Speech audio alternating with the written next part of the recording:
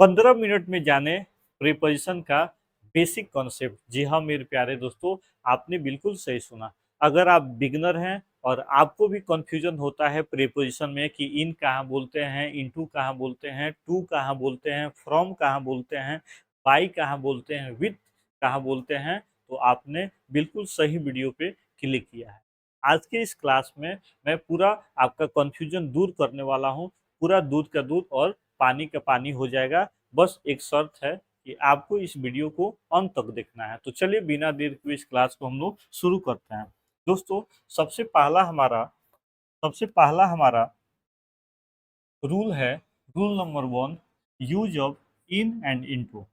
दोस्तों, सबसे पहले याद करेंगे कि इन एंड इनटू जो है, इसे हम लोग इंग्लिश ग्रामर में इसे प्रीपोजिशन बोलते हैं। क्या बोलते हैं? प्रीपोजिशन। और प्रीपोजिशन का हिंदी होता है संबंधवाचक। यानी इसका काम है दोस्तों कि नाउन और प्रोनाउन का संबंध दूसरे शब्दों से क्या कर देना, जोड़ देना। तो याद रखेंगे दोस्तों कि इन और इनटू, ये दोनों का हिंदी होता है में। इन का भी हिंदी में और इनटू का भी हिंदी में।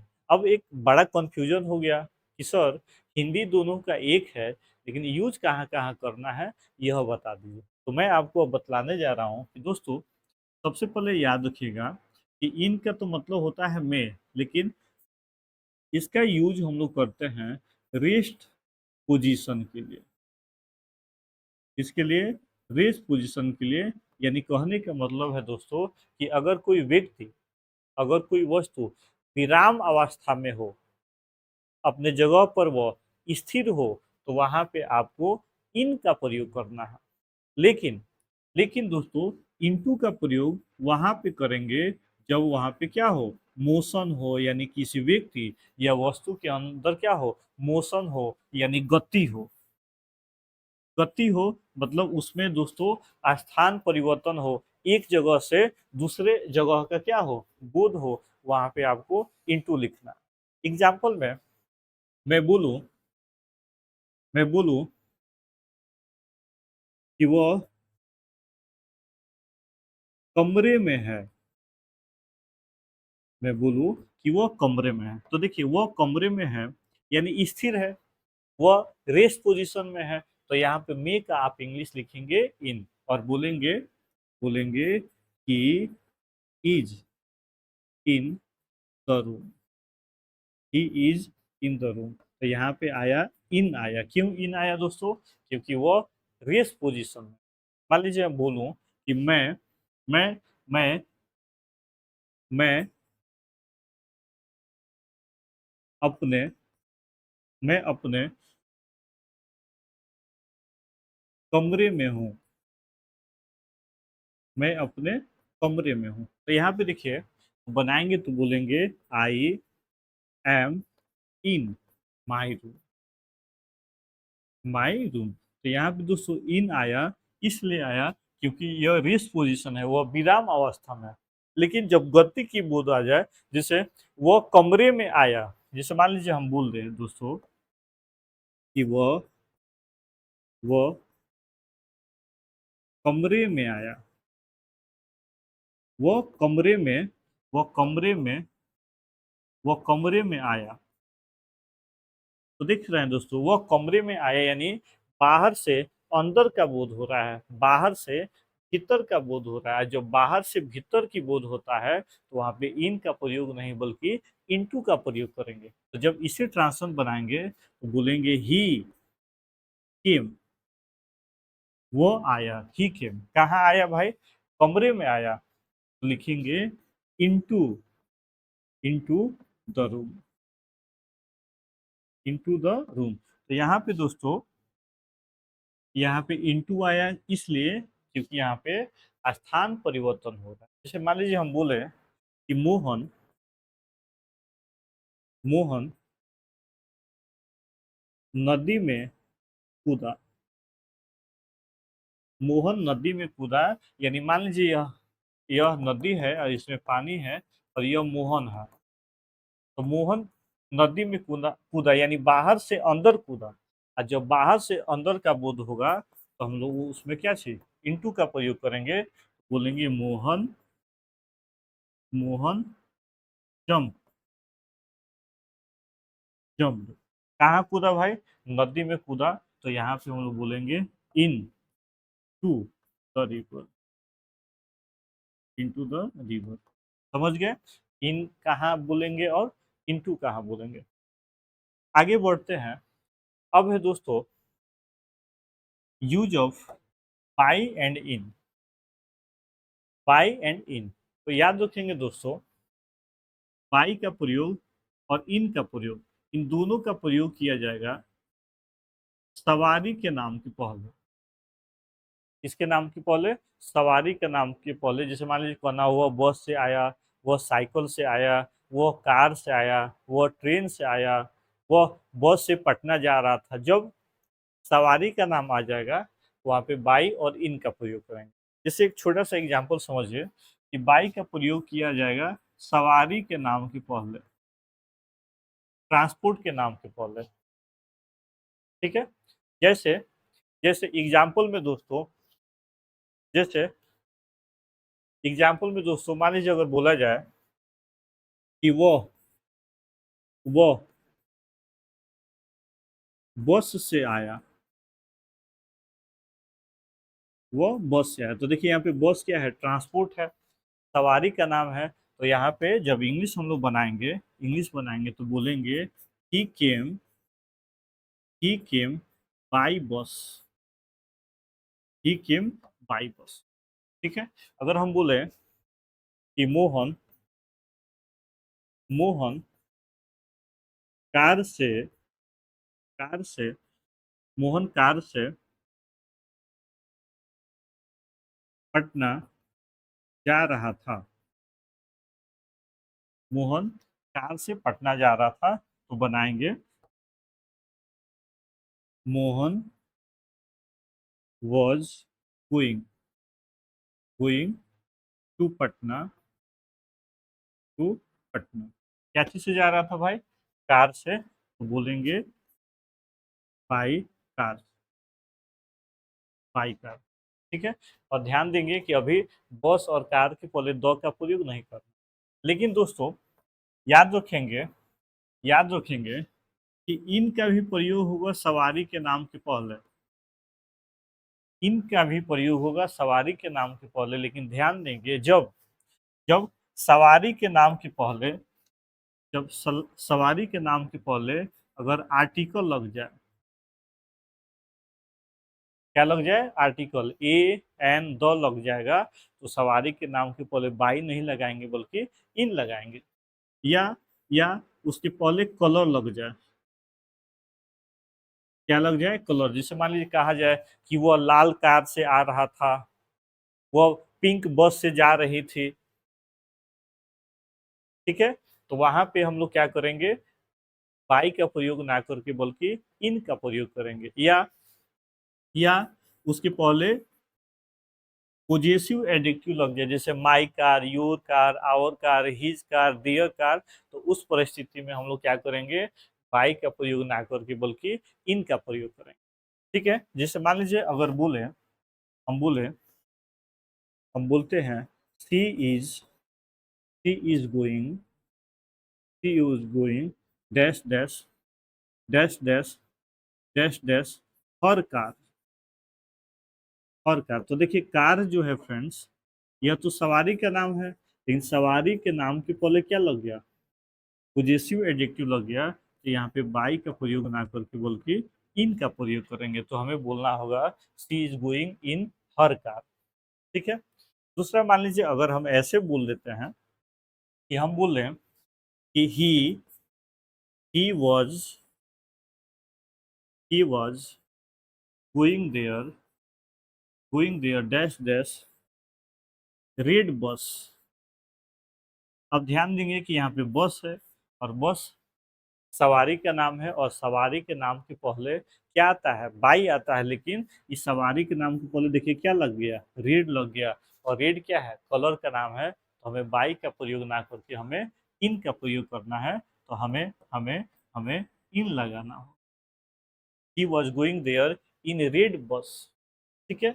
या दोस्तों आर्टिकल लग जाए, जैसे हम बोले I will I will go there dash dash the car the car I will go there I will go there dash dash the car. तो देखिए सवारी के नाम के पहले यहाँ पे क्या लग गया, द लग गया, और द लग जाने के कारण हम लोग यहाँ पे बाई का प्रयोग ना बल्कि इन का प्रयोग। ठीक है, तो इस क्लास में हमने अभी सीखा कि बाई का प्रयोग होता है सवारी के नाम के पहले, लेकिन सवारी के नाम के पहले अगर पोजेसिव एडजेक्टिव, कलर या आर्टिकल लग जाए तो वहां पे हम लोग इन का प्रयोग करेंगे। अब हम लोग तीसरे रूल की तरफ दोस्तों बढ़ते हैं, और तीसरा रूल है दोस्तों विथ और इन। विथ और इन दोनों का अगर मीनिंग देखा जाए तो इसका मीनिंग होगा से। ठीक है, लेकिन ध्यान देंगे कि विथ और इन का प्रयोग उस वस्तु के पहले किया जाएगा जो हमारे काम में मदद करे। जैसे मैं कलम से लिखता हूँ, मैं कलम से लिखता हूँ, वह पेंसिल से लिखती है। ठीक है, लेकिन ध्यान यह देना है दोस्तों, ध्यान यह देना है कि विथ का प्रयोग हम लोग करेंगे काउंटेबल नाउन के लिए, और इन का प्रयोग करेंगे अन अनकाउंटेबल नाउन।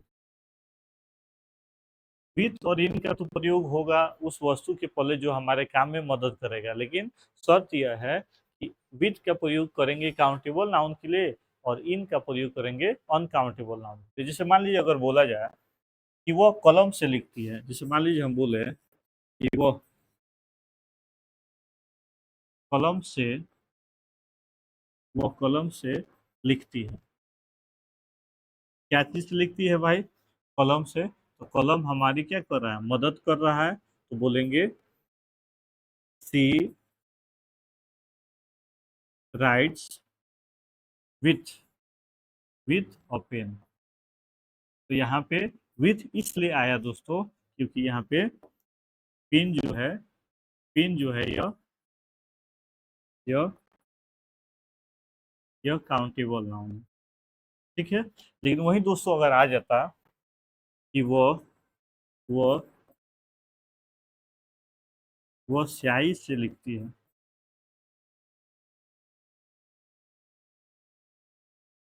वो स्याही से लिखती है। तो क्या चीज से लिखती है दोस्तों, स्याही से लिखती है, और स्याही हमारा क्या है, अनकाउंटेबल नाउन है। तो यहाँ पे हम लोग इन का प्रयोग करेंगे, तो दोस्तों लिखेंगे सी राइट्स एस इंक। अब आप बताइए इंक जो है, इंक इंक यह क्या है, तो यह हमारा ऑन है, और इसलिए यहाँ पे हमने इन का प्रयोग। क्लियर है, अगले रूल की तरफ बढ़ते हैं दोस्तों, ऑन और एट। दोस्तों याद रखेंगे ऑन का प्रयोग होगा दिन के नाम के पहले, दिन के नाम। जैसे मान लीजिए अगर आ जाए सोमवार को, सोम, अगर आ जाए दोस्तों सोमवार को, सोमवार को, देखिए सोमवार दिन का नाम है, तो हमें बोलना है ऑन मंडे, ऑन मंडे। ठीक है, लेकिन ऐड का प्रयोग होगा दोस्तों आवर, घंटा के नाम के पहले। जैसे करना हो 4 बजे, 5 बजे, 6 बजे, 7 बजे, 8 बजे, तो वहाँ पे हमें ऐड का प्रयोग करेंगे। ठीक है, अब मान लो ट्रांसलेशन आएगा कि वे लोग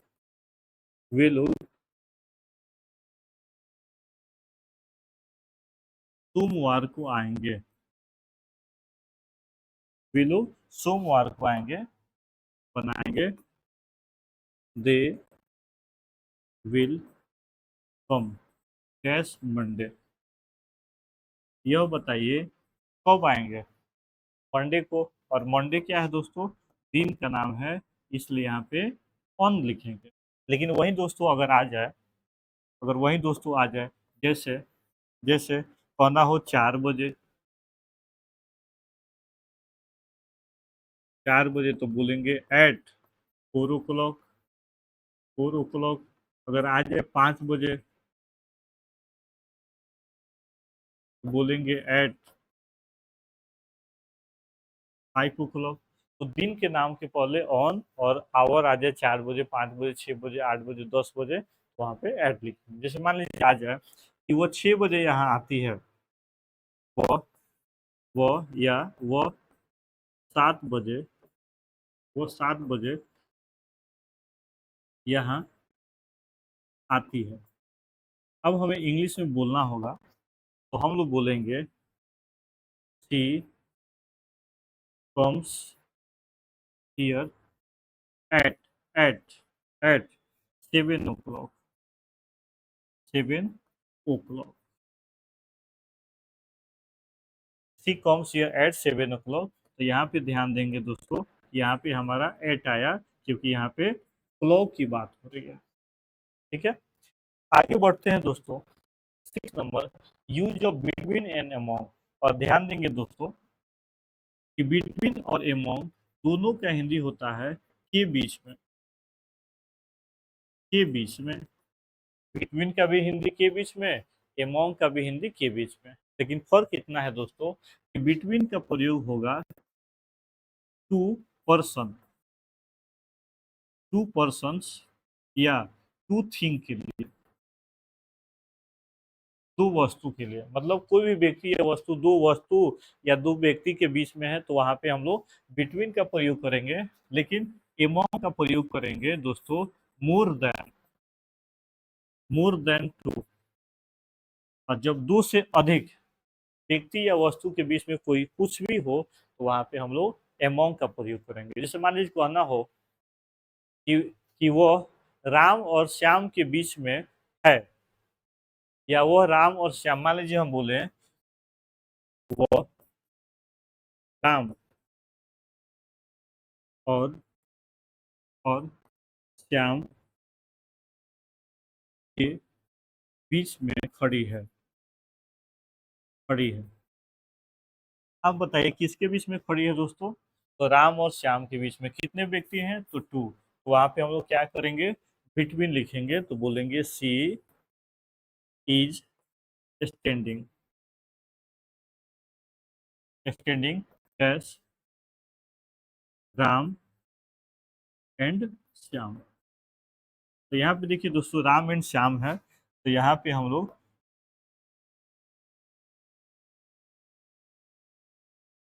बिटवीन का प्रयोग करेंगे। लेकिन वही बोला जाए कि वो 10 लड़कों के बीच में खड़ी थी, जैसे हम बोले कि वो 10 लड़कों के बीच में खड़ी थी, वो 10 लड़कों के बीच में खड़ी थी। तो हमें क्या बोलना होगा फ्रेंड्स?